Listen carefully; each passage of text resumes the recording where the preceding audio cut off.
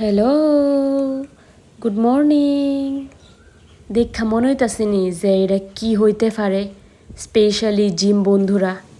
তো এটা হইল প্রোটিন শেক। তো চলো দেখাইলাই আমি আমার প্রোটিন শেক কেমনে বানাই। ওটস আর কিছু ড্রাই ফ্রুটস আগের দিন রাত্রে ভিজাই রাখছিলাম, এটি একসাথে দিয়া দুধ দিয়া আর 1 স্কুপ প্রোটিন দিয়া মিশায়া ব্লেন্ড করে নিলাম। ও সাথে কিছু পিনাটস দিছিলাম, বাদাম ব্লেন্ড কইরা একটা গ্লাসের ভিতরে লয়ে নিলাম। আমরা স্মুদি রেডি, ইয়ে।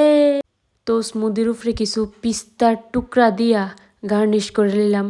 দেখেন, ভিডিওটা যদি দেখতে ভালো লাগে একটা লাইক করে দিয়েন, ভালো না লাগলো লাইক করে দিয়েন।